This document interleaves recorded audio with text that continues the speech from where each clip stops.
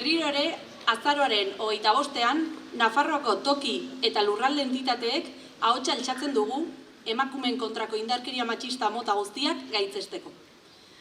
Indarkeriarik gabeko mundu bat aldarrikatzen dugu, non emakumeak eta neskak beldurrik gabe, askatasunez eta eskubideen berme osoz bizi daitezkeen. Aurten, indarkeria mota berrienetako eta aldi berean ikusezinenetako batean jarriko dugu arreta. Nesken eta emakumeen aurkako indarkeria digitala. Indarkeria matxista digitalak baditu ondorio errealak lelopean. Azpimarratu nahi dugu, interneten eta ingurune digitalean gertatzen denak ondorio sakon, ukigarri eta mingarriak dituela, eta ezin dela alde batera utzi.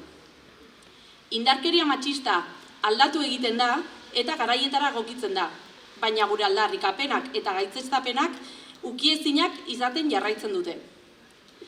Gaur egun ez dago indarkeria digitalaren definizio unibertsal bakar eta uniformerik.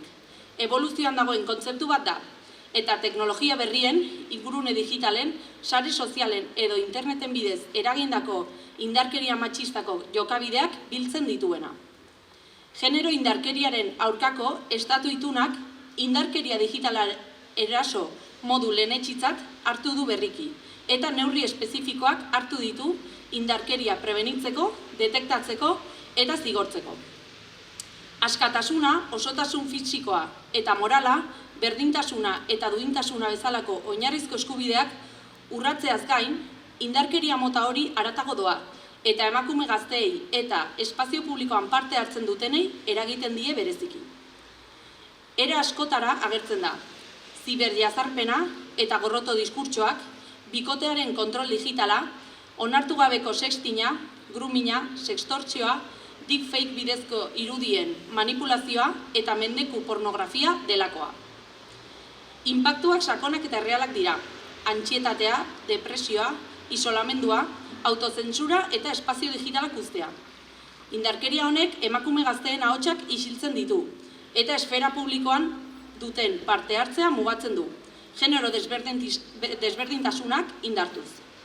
Indarkeria virtualak ondorio nabariak ditu, milaka emakumeren osasunean, segurtasunean eta bizi aukeretan eragiten dutenak. Datuak kezkagarriak dira, eta arazoaren garrantzia berresten dute. Nazio Batuen erakundeek adierazi du mundu mailan emakumeen 73%ak baino gehiago jasan duela indarkeria interneten, eta 18 eta 24 urte bitarteko neska gazteek jazarpen, sexu jazarpen eta mehatxu fisikoak jasateko arrisku handia dutela. Europar Batasuneko 28 herrialdeetan 9 milioi emakumek jasan dute lineako indarkeria, 15 urte zituztenetik. Gainera, 5etik bat online jazarpena eta abusua zigortzeko aukera gutxi duten herrialdeetan bizi da. Era berean, indarkeria digitalaren biktima izan direnen 28%ik interneteko jarduera nahita murriztea erabaki dute, eta sexu edukia duten irudi intimoak baimenik gabe zabaltzen dituzten biktimen 80%ak emakumeak dira. Horregatik, Nafarroako toki eta lurralde entitateak konpromiso hauek hartzen dituzte.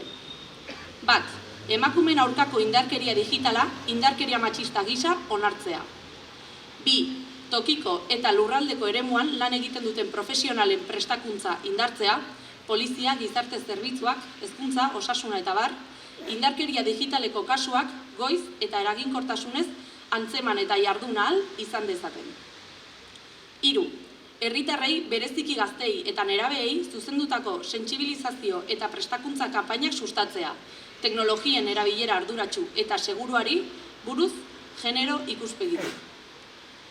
4. Indarkeriarik eta diskriminaziorik gabeko espazio digitalak sustatzea, ikastetxeekin, komunikabideekin eta herri eragileekin elkarlanean. 5. Indarkeria digitalaren biktima diren emakumeen arretarako baliabide eta protokolo espezifikoak bultzatzea. 6. Beste erakunde, sare, elkarte eta mugimendu feminista batzuekin lankidetzan aritzea, indarkeria matxista digitala desagerrarazteko bidean modu koordinatuan aurrera egiteko. Eta 7. Indarkeria matxista digitalaren prebentzioa, detekzioa, arreta eta erreparazioa sustatzen duten tokiko politika publikoak ezartzea. Azaroak 25 honetan, gizarte osoa gonbidatzen dugu rol aktiboa har dezan ingurune digital benetan aske, berdintasunezko eta segurua eraikitzeko. Konpromiso kolektiboaren bidez, bakarrik lortu ahal izango dugu emakumeen aurkako indarkeriarik gabeko gizarte bat.